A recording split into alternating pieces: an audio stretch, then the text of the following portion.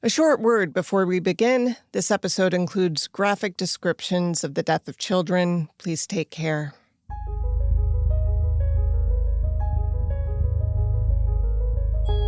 Some crimes are so heartbreaking or shocking that they change laws, change society, or even earn the label crime of the century. But the stories that made headlines in decades past aren't necessarily remembered today.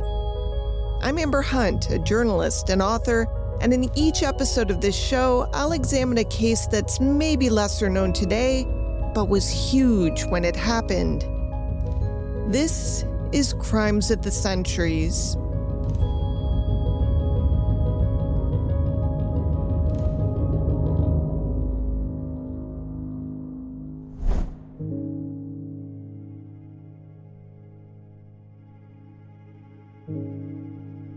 Larry Mahoney's job required him to work 3 12-hour shifts. Then he would get 3 days off. He had gotten off work at 7 a.m. that Saturday morning, having done 2 shifts back to back. It wasn't a bad job for a guy who hadn't made it through the 10th grade. It paid $11 an hour, which was pretty good in 1988. That would translate to about $30 an hour today. Mahoney stole a few hours sleep before his 15-year-old son woke him around noon. By 2 p.m., he was drinking at the Drifters Tavern in Carrollton, a small Kentucky town named after the last signer of the Declaration of Independence. Carrollton is located between Louisville and Cincinnati on Interstate 71, very near where the Kentucky River flows into the Ohio. It's where the M&T chemical plant churned out chemical slush that became plastic and paint with Mahoney's help. Later, when asked, nobody he knew would call the 34-year-old Mahoney a big or nasty drinker. A quiet guy, he caused no fuss. His drink of choice was beer, usually sticking to Miller Lite. Of late, he had been troubled by his lack of success with the 2 women he had married and by the terrible misfortune that had befallen his young daughter, Shauna. She'd been born with spina bifida and needed a lot of medical intervention and care. That meant he owed doctors and hospitals a lot of money. What was a man to do? By 3, he was at Tubby's Last Chance Tavern. The bartender would remember him drinking 1 Miller Lite over an hour's stretch. 2 hours later, he dropped by his parents' house. He seemed fine to them. By 5 or so, he showed up in Burlington, an hour away, to see his current girlfriend who had a job at a pharmacy that also sold liquor. He got a 6-pack there and went to a friend's house to share it with some pals. And then they all went to another guy's house to help him with a project, and everybody drank some more. By 10 that night, he'd been drinking vodka straight up for a while. When he said he was going home, his friends were so concerned he'd get stopped by the cops, they had taken his keys away from him. He already had 1 DUI. They knew he couldn't afford another. But when he assured them he would take the back roads and go straight home, just a short trip, they relented and handed his keys back. Where Mahoney wandered and what he drank in the next 50 minutes isn't clear, but he likely bought more alcohol. As it was getting close to 11, he drove his Toyota truck onto the 71 to go north, then changed his mind. He crossed the grass median to go south, and maybe the alcohol had gotten him turned around. Maybe he mistook the 71 for Route 277, which led home. Maybe he got confused by the road signs. In any case, he ended up driving safely, he thought, being sure to stay to the right of the dotted line, careful to stick to the speed limit. Trouble was, Mahoney was driving north on the divided highway's southbound lanes. Later, it would be determined that he traveled almost 3 miles going the wrong way, passing 14 vehicles and 2 tractor trailers on that busy Saturday night. When he came around a blind curve at mile marker 39, he saw a bus directly in front of him. It, too, was going the speed limit. There was no time to stop or even swerve. Almost 40 years later, Larry Mahoney is still the driver behind the nation's worst drunk driving accident. He would alone be held accountable, but there were others who ought to have shouldered some of the responsibility. And that's why we're here, not to parse blame, but to understand it.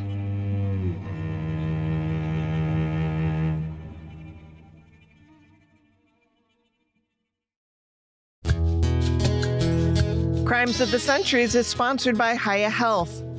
There is something I think about a lot as a parent. Our kids are growing up on more ultra-processed food than any generation before them, and we're still figuring out what that means long-term. And that's part of why we started using Hiya. A lot of kids' vitamins are basically candy, sugar, artificial dyes, all that stuff. Hiya goes the opposite direction. These are chewable, zero sugar, and made with a blend of organic fruits and vegetables, plus essential vitamins. And somehow the kiddo still likes them. They actually look forward to taking them, which is not something I expected. And here's something every parent needs to hear. If getting your kids to eat vegetables feels like an impossible daily battle, Hiya's new Kids Daily Greens and Superfoods is a total game changer. It's basically chocolate milk stuffed with veggies. It's a green powder designed specifically for kids that's packed with 55 plus whole food sourced ingredients. Just mix a scoop with milk or a milk alternative and they'll actually drink it. We've worked out a special deal with Hiya for their best-selling children's vitamin. Receive 50% off your first order. To claim this deal, you must go to hiyahealth.com/COTC. This deal is not available on their regular website. Go to hiyahealth.com/COTC and get your kids the full body nourishment they need to grow into healthy adults.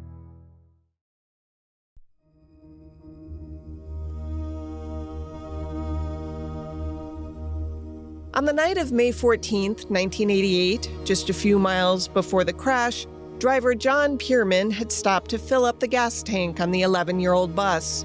It was still a ways to go to get back to Radcliffe, where parents waited for their kids to come back from a very good day at Kings Island, a theme park on the other side of Cincinnati. Radcliffe was a relatively small town of less than 20,000, located on the other side and south of Louisville. It was and is mostly a bedroom community for those stationed at the nearby Army base of Fort Knox. When Mahoney's headlights came into view, Pierman had no time to react.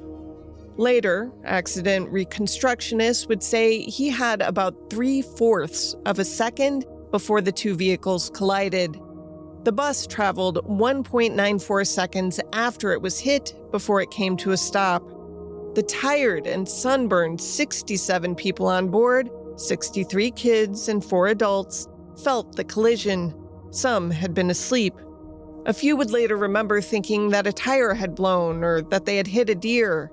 It was dark. There was some screaming. A few had fallen. A few had hit their heads on the seat in front of them. Everyone was dazed. The right front end of both vehicles had buckled. The pickup truck's cab flattened to the dash. The bus folded down as if kneeling. Pierman yelled for everyone to get out of the bus. Within seconds, an explosive ball of fire consumed the front of the bus. The flames raced to the roof, then climbed down the center aisle, headed to the back of the bus, where the only emergency exit was located. Some kids fought to open the small 9-inch wide upper windows next to their seats to get out. They kicked at the lower windows, but nothing budged. The few upper windows that opened fueled the fire within, and flames shot out the bus. Some were quickly succumbing to the toxic fumes inside, landing on the floor that was, by now, searingly hot and crowded, with kids pushing to get out. 2 truckers had seen the crash and immediately leaped out of their cabs to help. They headed to the back of the bus and tried to wrest open the exit door. When they did, kids poured out. Only a few were unhurt physically. Some had visible burns on their arms, hands, faces. Some were already on fire. The kids, ages 10 to 18, dragged themselves and each other into the cool grass median as other drivers stopped to render aid, to offer blankets and comfort. The blankets proved to be painful additions, as the skin on some of the survivors was already peeling off in sheets. At Mahoney's trial, the children testified. People were crawling under the seats, and people were just getting run over. Little kids were getting run over, and it was just horrible. Ran toward the back, crawled over everything in my way. Bodies, seats. And at the rear exit, it was completely packed with bodies. And I was trying to get out, and finally when it cleared, I got climbed over a seat, and the seat was so hot, it melted my right palm. When they pulled me out, I was still on fire. Jack Armstrong, a 51-year-old Kentucky farmer whose car had been trailing the bus, also stopped and set to saving those he could. Here's one witness describing the scene back in 1988. Me and myself and the hand that's next to me in the next truck there on the side pried the back door open, started pulling the kids off the bus. We got a total of 9 kids off the bus before the second tank went off in the bus, and they just too much flame, too much heat. Here's an excerpt from Reckless Disregard, authored by James S. Coonan, about the accident and its aftermath. Quote, Karen Foran stood up when she heard everyone screaming fire, but she got kicked back down into the seat. No one would let me out, she said later. She had been using a big helium balloon as a pillow. It blew up and stuck to her face. Her hair and shirt were in flames as she struggled toward the door. Armstrong got her in his big knuckled hands and started to carry her away. He tore her burning blouse off. She got her arms around his neck, and when he tried to lay her down, she wouldn't turn him loose. She said she couldn't see. Armstrong hollered for his wife to come get her, and he got on the bus again. Groping along the floor, he felt another body lying in the aisle. He got hold of it and dragged it out. It appeared to be a little girl. She had big cuts across the knees and at first seemed to be dead. He laid her down behind the bus.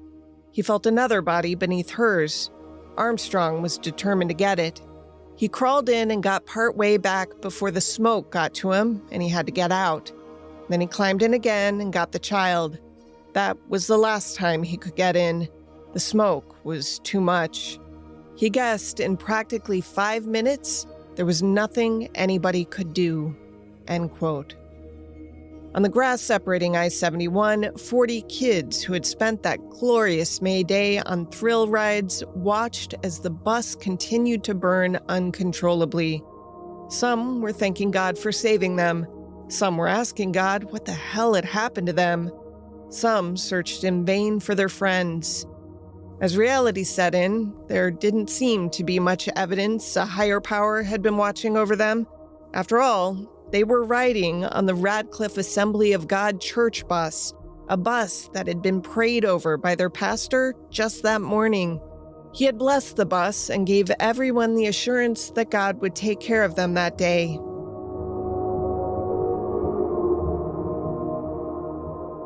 Ambulances and fire trucks from surrounding jurisdictions got there in record time. Tommy Webb, a volunteer from the Campbellsville Volunteer Rescue Squad, knew that the bus and everyone left in it were gone. He approached the black Toyota. The truck's roof had been crushed almost level with the dash, but here was the driver laid out, still breathing. Reaching in to hoist him into a better position to remove him from the truck, Webb touched the cold surface of 3 beer cans. 2 were unopened. 1 was half full.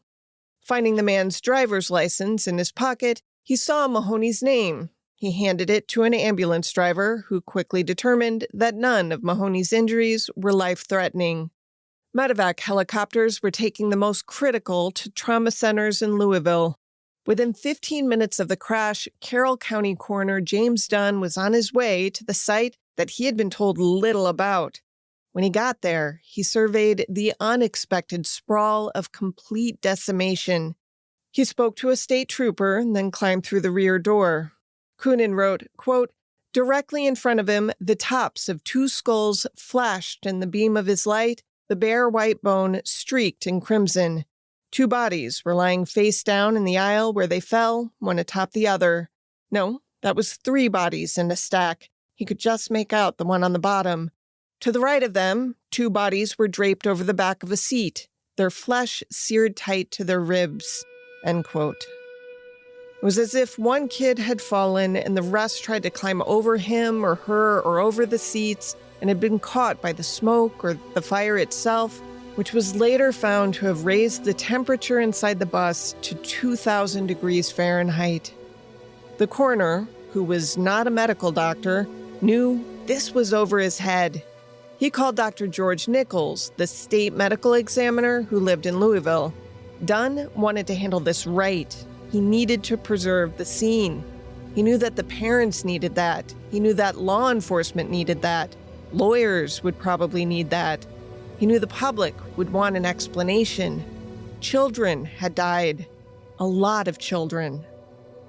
When he got to the scene, Dr. Nichols met a state trooper, and together, the two men approached the burned-out bus. Met Jim at the back of the bus. The back door was open. There were no living victims at that point in the scene. I had a Kel light and with both hands, used that to illuminate as much as I could. I saw a scene of absolute horror. Dead kids draped over the backs of seats, their bodies either completely or partially incinerated. It was quickly decided to move the entire bus to a more secluded spot so that highway traffic and the Good Samaritans that had stopped to help wouldn't have to witness the parade of bodies being removed. Law enforcement reached a Carrollton construction company that found a crane and long bed truck for the job. The bus that had become the tomb for 27 people was taken to a nearby National Guard armory where, according to State Trooper Sonny Cease, it took 7 hours to separate the bodies from each other. Back in Radcliffe, the bus was late. There had been a call to the Reverend W. Don Tennyson at the Assembly of God Church about an accident, but he was given no specifics. Stand by. Church elders were called and found themselves in an odd position. Half of the kids on the trip weren't even from the church. They had tagged along or bought tickets for the Kings Island Spring Fling and gotten on this bus from Radcliffe. Pastor T, as everyone knew the Reverend, thought caution was best. Some parents were already in the parking lot waiting to pick up their kids after their big day out. Some were waiting for the church to call them, and those calls didn't come until almost 1 a.m. Eventually, they all gathered to hear from state police or somebody about where and when they could collect their children. Church administrators had tried to gather as much intel as they could, but they had been warned by local police against sharing unconfirmed rumors with anyone. So, all the parents waited, panicked. Some went home to make calls. Some went into the church to kneel on the carpeted altar and pray. Tennyson was told the bus driver was dead. He was a part-time minister, and this was devastating news. He had a wife and 2 kids, one of whom had even been on the bus. When word came that some kids had been taken to hospitals, church folks began calling around for more information. In the very early mornings of that Sunday, back in Radcliffe, a trooper called to tell the pastor that there were 17 fatalities. Pastor T stumbled. Fatalities? You mean dead? He asked. Yes, said the trooper. Dead. The trooper asked to have the list of who had been on the bus.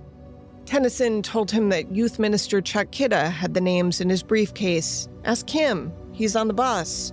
Pastor, the trooper said, hasn't anybody told you that the bus burned? There is no briefcase. There is no bus. The only thing that was known was which of the children were alive.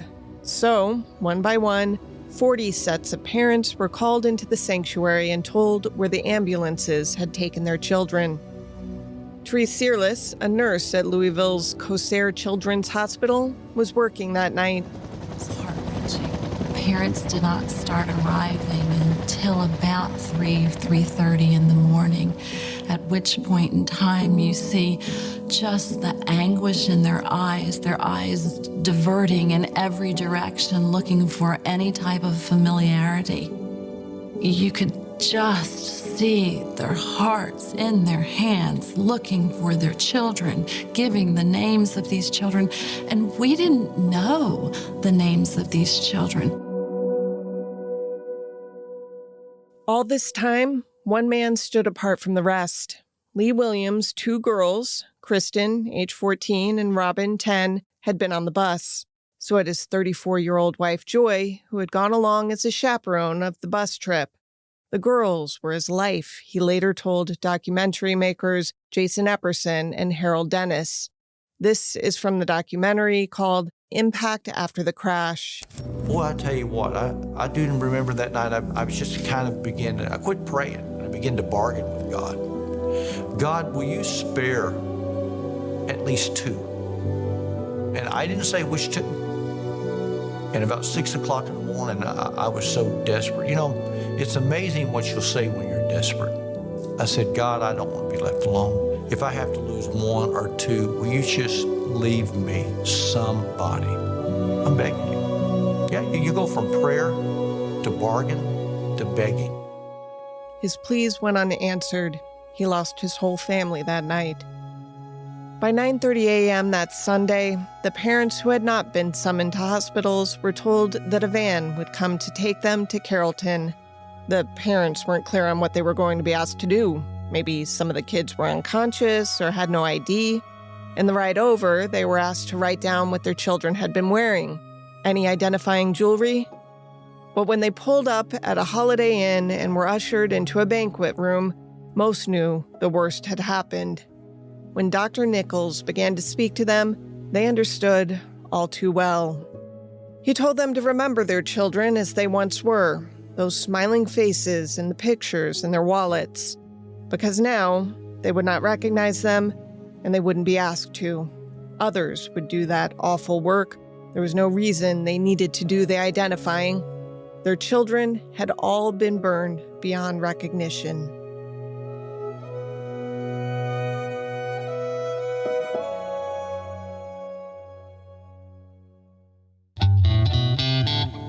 Crimes of the Centuries is sponsored by Mint Mobile. Can we talk about phone bills for a second? Because I feel like every time mine hits, I'm annoyed all over again. It's never just the number you signed up for. They always seem to sneak in extra fees and so-called perks you didn't ask for. Right. It's like they're hoping you won't look too closely. Which is exactly why Mint Mobile exists. They're basically saying, what if wireless didn't have to be that complicated or that expensive? And they've actually pulled it off. Plans start at $15 a month. And I've heard this firsthand. My friend John switched to Mint and loves it. He said moving his existing number over was super easy, which is the part most people worry about. And you're still getting high-speed data and unlimited talk and text on the nation's largest 5G network. Which is why this plan is what I'm looking at for when the kiddo gets a phone. I just don't see the point in paying big wireless prices if you don't have to. Especially for a kid's line. Exactly. If you like your money, Mint Mobile is for you. Shop plans at mintmobile.com/COTC. That's mintmobile.com/COTC. Upfront payment of $45 for 3-month 5GB plan required, equivalent to $15 a month. New customer offer for first 3 months only, then full price plan options available. Taxes and fees extra. See Mint Mobile for details. The crash, the deaths, and the volume of funerals that followed placed an unbearable burden on the small community. The questions that were repeated over and over were twofold. Who was responsible, and why had God allowed this? The first, the who, was easy. Sort of. An hour and a half after the collision, Mahoney's blood alcohol concentration was measured at 0.24%. By all rights, he should have passed out or puked long before the crash. A blood alcohol researcher would later tell a jury that Mahoney's estimate that he had had 7 or 8 beers between 2 and 11 p.m. was woefully inaccurate. It had to have been more like 18 or 19. That's if he'd been drinking regular beer. If Mahoney had indeed been drinking light beer, as he had said, he likely had downed closer to 24 cans to get that drunk. At that time in Kentucky, it was illegal to drive if you had a blood alcohol level of 0.1%. Mahoney's was more than twice that. The Carroll County Commonwealth's attorney duly charged Mahoney with 27 counts of capital murder. He said he would seek the death penalty 27 times. That seemed fair to the parents of the dead and many in the nation that were appalled by the carnage. But was Mahoney alone to blame? Early that first week, after the bodies had all been autopsied, Dr. Nichols made a startling conclusion. No one would have died had there been no fire. I found no evidence of incapacitating injury, let alone lethal injury, in anyone as the result of the collision. No broken bones, no fractured skulls. No one had been impaled by sharp objects. No one had suffered a seizure or a heart attack or brain injury. They all died because the bus fire had happened so fast and so fiercely. So, who was responsible for that? Was it the fault of whoever designed a school bus that put the unshielded gas tank on the outside of the bus's underlying frame next to the main and only entrance? Was it the guy who put the only other exit at the back? Or the guy who okayed the choice of seat materials, who said it was okay that if the seat burned, they would release toxic fumes that would fell those escaping them? Or maybe it was the regulatory agencies who said bus accidents were so rare that buses could forego these safety features and just be fire traps. Who in God's name said that was perfectly fine? Trade a few kids for a few dollars. Cost-benefit analysis, you know. And finally, who had spent more time fighting bus safety regulation than caring about safety? Because remember, Mahoney was essentially fine. His truck was totaled, but he had crashed head-on with a school bus and walked away virtually unscathed. The medical examiner's findings indicated that the bus riders should have too. It became clear that Ford Motor Company and Scheller Globe Corporation both knew on the Monday morning after the crash that these questions would be asked, so they rushed in to quell the questions and settle with the bereaved. Just behind them was the National Transportation Safety Board, the NTSB, which that Monday night informed the press that this bus had not been equipped with a metal cage to protect the gas tank from puncture. But the government had fixed that bus flaw, they tried to reassure. School buses of the type that was involved here had added the cage to comply with a federal regulation for safety that went into effect on April 1st, 1977. That is, every bus manufactured after that date had to have the cage. No word yet on when this bus was manufactured. They'd keep the public in the loop. Someone had the idea to invite the parents of all on board, those who survived and those who didn't, to join a group so they could face what came next together. They would call themselves the Family Support Group. It was likely the idea of a local law firm, Skeeters and Bennett, who were on hand that first night at the request of one of the parents to explain what lay ahead, legally speaking. They made it clear that they weren't going to sue the church. That would be wrong, they said. But retainer contracts could be signed that very night if everybody was in agreement that others should be held accountable. Let's get some justice. Pretty quickly, a representative of an insurance company that covered the Assembly of God and 12,000 other churches came sweeping in. They offered the whole group $1 million to be paid out on the basis of need. Those who had lost a child would be given $1,000. Those who had children injured would be given $10,000. That struck the grieving parents as ludicrous. What was really going on here? Their dead children mattered less than those who had lived? Emotions were high, voices were loud. Who could be trusted? What did they want? What could fix this? The group continued to meet. A month after the crash, a California-based lawyer named Brown Green presented himself as available as well. He had successfully litigated on behalf of Pinto fuel tank victims when they successfully sued Ford for similar fire-related design flaws. He made it clear that Ford and Scheller Globe, the two manufacturers of the bus in question, knew very well that fuel tanks on buses had to be shielded in case of impact. Anyone who wanted to talk automotive structural engineering was invited to a separate meeting. Only two families showed up to that. Lieutenant Colonel Lawrence Fair and his wife Janie, the parents of 14-year-old Shannon Fair, who had, per her autopsy, died of carbon monoxide poisoning but had lived the longest on that bus, and Jim and Carolyn Nunnally, the parents of Patty Nunnally, who, at just 10, was tied as the youngest to die. Skeeter and Bennett had courted the rest of the parents and were already meeting with Ford and Scheller Globe to arrive at some monetary figure for the parents that they said was meant to avoid lengthy delays and a rollout of evidence that was too horrifying to imagine. Besides, Ford spokesman Robert Munson had assured them they had no reason to think the location of the gas tanks was remotely problematic or that the tank itself was anything but safe. The Fairs and the Nunnallys felt pressured to join in the action. They didn't want to be rushed. and they did not want to make this easy for Ford. Then John Cole, a senior partner at an international firm that handled cases against Union Carbide after a gas leak in Bhopal, India, reached out to the fairs and realized they wanted something more than money. They wanted better school bus safety. He told them he was willing to press Ford for as long as that took. They hired him. They didn't care about money. They told him they would hold out for more government regulation and more public awareness of school bus safety issues. They wanted manufacturers to be forced to build better buses and, if possible, better cars. The Nunnallys chose a different law firm, but they wanted the same thing. They even offered to take $1 in exchange for Ford agreeing to recall the buses they had manufactured before 1977 in order to equip them with gas tank cages.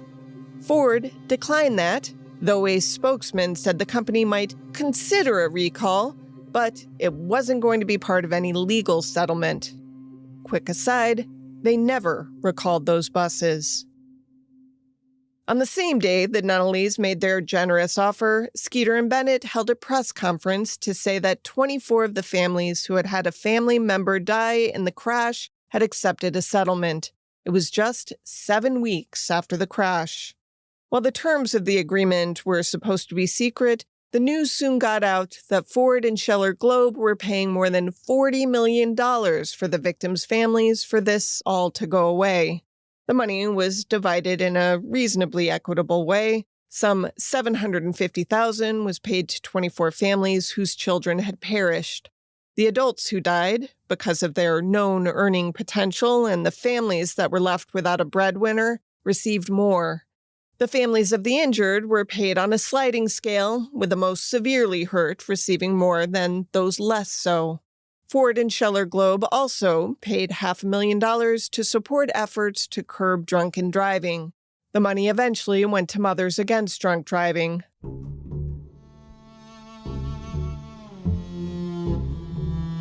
The two corporations had successfully settled this before any lawsuit had been filed against them, before they had to accept any public blame for the deaths. A Ford spokesman said the good people of Radcliffe had shown the country, quote, what kind of people they are, end quote. I think I hear a note of condescension there. On July 11th, the kind of people that the fairs were was made clear. They filed suit against Ford and Scheller Globe. They alleged that both companies knew and consciously disregarded the danger they had built into the school buses. The Nunnallys filed suit the same day. The battle lines were drawn, and things were about to get very ugly.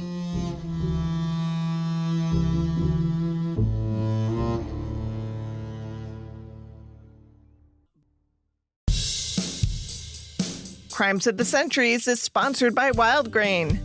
I kind of want to become bread people. But not the type who make it from scratch. We don't have time for that. Nope, that's where Wild Grain comes in. It's a box that shows up with sourdough breads, pastries, even fresh pasta, and everything baked straight from frozen. Exactly, you just throw it in the oven, and in about 25 minutes, it smells like you've been baking all day. Croissants are dangerous. They really are, and the sourdough is legitimately good. You can taste the difference. It's made with simple ingredients and that slow fermentation process, so it doesn't feel like typical store-bought bread. It also solves that what do we have in the house problem. It's one of those things where you don't think you need it until it's there, and suddenly you're using it all the time. Breakfast, dinner, random, we need to get something good right now moments. Imagine having fresh bakery-quality bread, pastries, and pasta at home without any trips to the store. And don't just take my word for it. They have over 40,000 five-star reviews and have been voted the best food subscription box by USA Today for 3 years in a row. For a limited time, Wild Grain is offering our listeners $30 off your first box, plus free croissants for life when you go to wildgrain.com/COTC to start your subscription today. That's $30 off your first box and free croissants for life when you visit wildgrain.com/COTC, or you can use promo code COTC at checkout.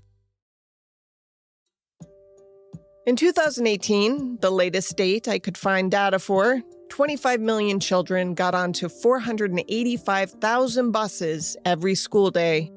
In theory, school buses should be among the safest vehicles on the road. In fact, school buses, which travel slow and stop often while other drivers must wait behind them, are considered as such. According to the National Highway Traffic Safety Administration, school buses are 8 times safer than passenger cars. The height of the seats and the close spaces allowed between seats provide for a kind of safety compartment inside the bus. Between 2007 and 2016, only 58 occupants of buses were killed. Twice as many children were killed in the cars that hit those buses. But there had been a few notable, tragic instances during the middle of the century that brought bus safety, or the lack of it, to the public's attention. Some children had died when a bus was hit and plunged into a river. More died when hit by a train, and a few more died when the bus's brakes failed in 2 separate instances.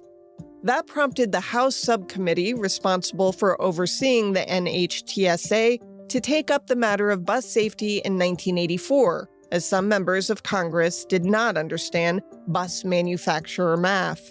They were asking why the costs of making buses safer tended to outweigh the costs in deaths and injuries. More specifically, why was it unreasonable to ask for reinforcement of body side panels, $300 to $400 per bus, and emergency window exits at $12 per window to reassure American parents? The committee was told by American bus manufacturers that school systems were not flush with cash and that, in a lowest bid wins competition for purchase, the less safe but cheaper option would win the day. A few $100s made a difference. Now, admittedly, back in 1974, buses cost about $8,000. Today, a standard bus costs between $100,000 and $150,000. So, a few $100s did matter more back then. To appear accommodating, those who testified against the safety standards assured the committee that they were working on better seats, better joint strength, and better windows already. Congress did not think those promises were enough. They decided to mandate that those safety standards, as well as ones that protected gas tanks, should be put into effect no later than October 27, 1976. That date was later pushed to April 1, 1977. But wait, Ford and other bus manufacturers like International Harvester were still actively opposing the newly mandated bus fuel integrity standards. It would later be discovered that President Nixon, Henry Ford II, Ford President Lee Iacocca, Secretary of State Henry Kissinger, and a raft of others had met in 1971 to talk about how Nixon could better support the automaker. Quick aside, we know this because his White House conversation 488-015, one of Nixon's taped Oval Office chats, which would ultimately prove his culpability in Watergate. Anyway, per the tape, Iacocca told the president, quote, "Safety has really killed a lot of our business." And you can see the safety has really killed all our business. It is really changing everything to it. Nixon agreed with him and stood ready to help. It was just a few hours after that late morning conversation in April 1971 that Nixon called John Volpe, his Secretary of Transportation, and told him to, quote, "stop all regulations," end quote, on seatbelt buzzers and airbags. Nixon aide John Ehrlichman would later testify in a deposition in Fair v. Ford that this presidential directive was meant to be a sweeping gesture aimed at all vehicle safety regulations. So, in 1976, though Nixon was gone and Gerald Ford was president, the rules in place at the Transportation Department had not changed. That meant that an extended time allowance had to be made for more public comment on the subject of cages for bus fuel tanks. It was around this time that Representative John McAllister, a Nebraska Republican, argued that $1,000 more spent on safety measures could be multiplied by over 30,000 buses sold every year. His math meant that school systems would be fronting more than $30 million in costs. Now, divide that by the number of kids killed on average every year, and you're saying each life is worth $1 million. He thought that was too much of an ask. Other members of Congress did not. But all that arithmetic must have been time-consuming because the date of implementation of the congressional mandate to the contrary was postponed again from April to July 1976. And because the government grinds slowly, that date was again pushed back to January 1st, 1977, and then again to April 1st, 1977. That's when it actually took effect. 3 congressmen from the original committee that held those hearings took the unusual step of recording their dissent to the continued postponements in the congressional record. They even had their dismay read into the history of the original report. Finally, the Louisville Courier-Journal uncovered that the bus that carried 27 children to their deaths in 1988 was manufactured on March 23, 1977, 9 days before the cage requirements finally took effect and well over a year after it was supposed to. The Fairs and the Nunnallys took the delay personally. To them, it was reckless disregard. It was murder. They figured if they confronted Ford, which built the chassis, and Scheller Globe, which built the bus's outer structure, the companies would see the error of their ways and want to make things right. Meanwhile, in Carroll County, Kentucky, the arrest of Mahoney was met by hostile courthouse crowds upset that their boy Larry was being held accountable for the terrible deaths of 27 kids. And you heard me right. It was awful what happened to those kids, they told reporters. But should Larry really shoulder the blame? Who among us hasn't had a few drinks and then driven home? He hadn't meant to kill anybody. He intended no harm. He wasn't a bad guy. The Commonwealth did not agree, of course, and neither did a lot of Kentuckians. But this was 1988, and drunk driving was not yet as widely seen as the inherent public danger that we know it to be. What everyone did seem to agree on was that juries should be allowed to determine intentionality in those kinds of deaths. That is, had Mahoney grossly deviated from reasonable conduct? Had he created a substantial and unjustifiable risk of killing someone but failed to perceive that risk? Had he been aware of the risk and consciously disregarded it? Had he shown extreme indifference to human life? The prosecutor soon took the death penalty off the case. But the wantonness of the crime clearly mattered. Did Mahoney commit murder or just manslaughter? If so, in what degree? The trial took 17 days, with testimony coming from 124 witnesses. A lot of that testimony was almost too horrible to sit through. The defense maintained that since no one died in the crash until the unsafe gas tank had exploded, Mahoney was not legally responsible for the deaths. The prosecutor said Mahoney set the whole thing into motion. If not for him, the gas tank would still be attached to the bus and those children would be alive. Throughout the trial, Mahoney appeared remorseful to the point of personal torment. He wept openly. He said he had gotten sober. Just 3 weeks after the bus crash he caused, one of his cousins, just 14 years old, had been killed in Carrollton, the victim of a drunk driver. That guy, by the way, got 5 years probation. It wasn't like Mahoney expected mercy, but no one knew what to expect. We, the jury, find the defendant, Larry Wayne Mahoney, guilty of manslaughter in the second degree. After 11 hours of deliberation, on December 21st, 1989, Mahoney was found guilty of 27 counts of manslaughter in the second degree and 27 counts of wanton endangerment in the first. He was sentenced to 16 years in prison. He would be eligible for parole after 8.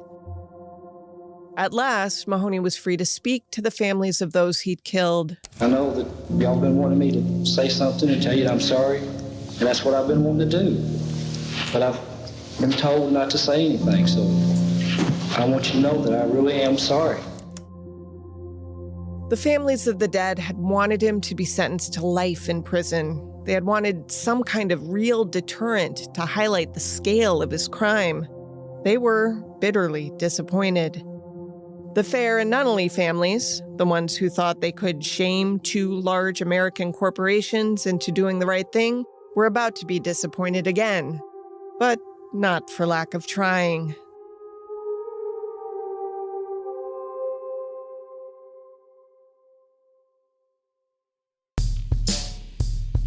Crimes of the Centuries is sponsored by Hims.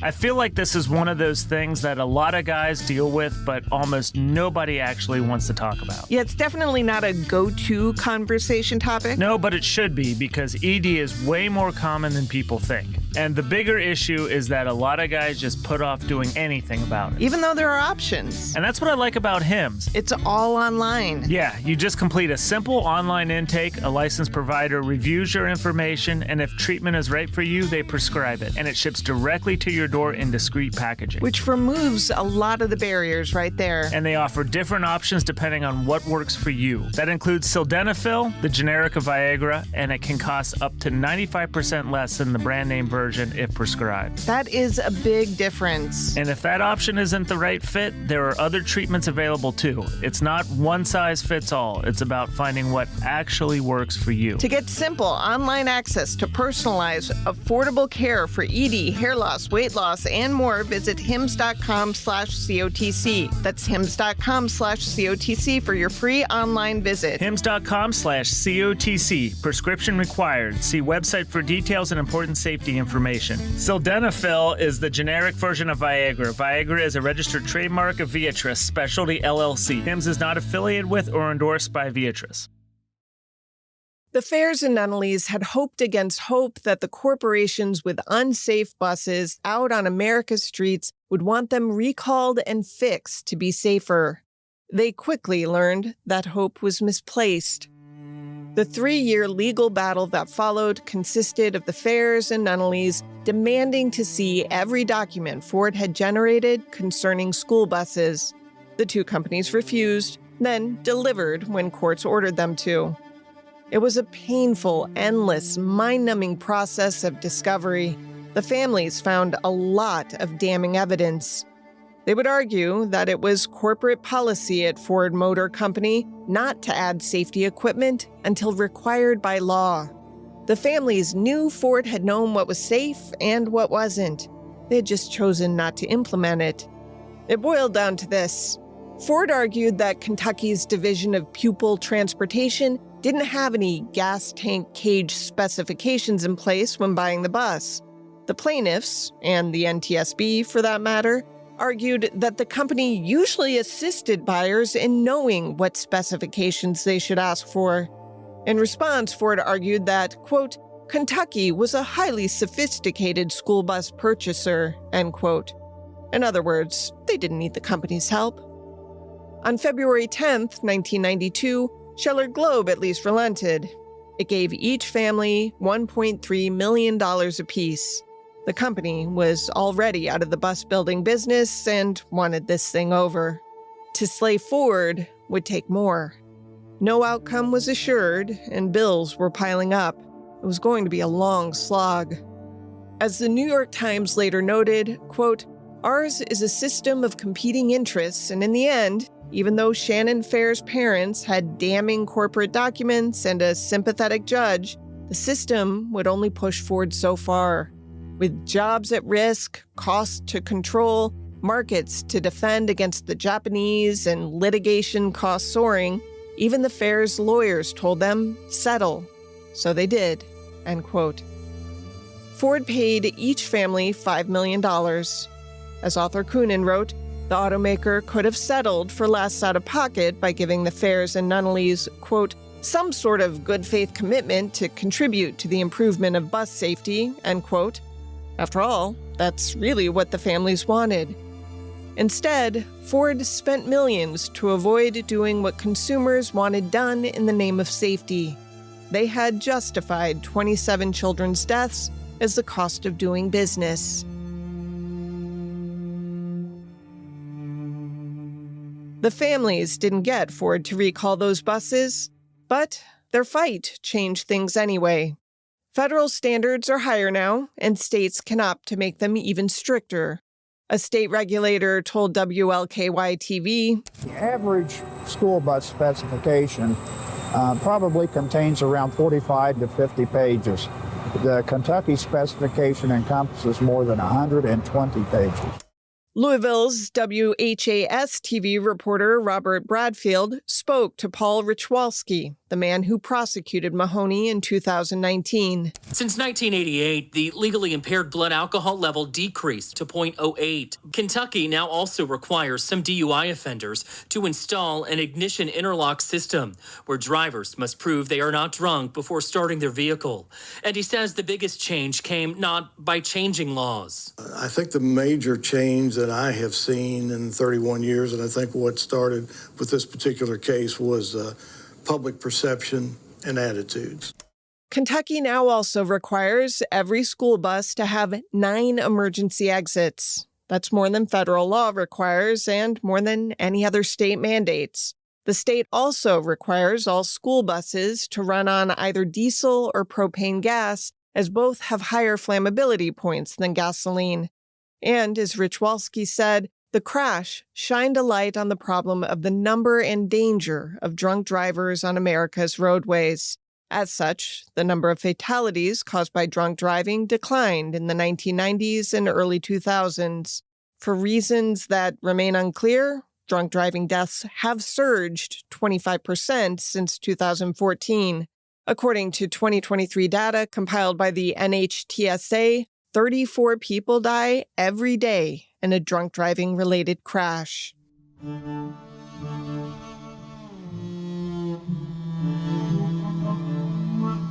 The Fairs and the Nunnallys continued to fight for stricter bus safety and more public awareness about drinking and driving. Janie Fair became a frequent sight on Capitol Hill, lobbying for more stringent efforts to control drunk driving. She served as a national vice president of MAD. Carolyn Nunnally became MAD's national president in 1998. Their efforts are responsible for the passage of federal laws that incentivized states to lower their legal blood alcohol content limit to 0.08%. Larry Mahoney earned his GED while at the State Reformatory, a medium-security prison in LaGrange, Kentucky. He attended Alcoholics Anonymous meetings. He was offered an early release after serving 6 years because he was considered a model prisoner. He declined the offer and served about 10 years before he was released. Karen Foran, the teenager who had rested her head on a helium balloon and suffered severe burns when it flashed in the fire, exchanged letters with Mahoney while he was in prison. She wanted to forgive him. In 2017, she told documentary makers that, quote, "He was a country boy that made a mistake," end quote. The Cincinnati Enquirer reported in 2003 that Mahoney was living a simple life in a rural part of Owen County, just 10 miles from where the crash occurred. His friends told the Courier-Journal in 2013 that Mahoney has remained sober.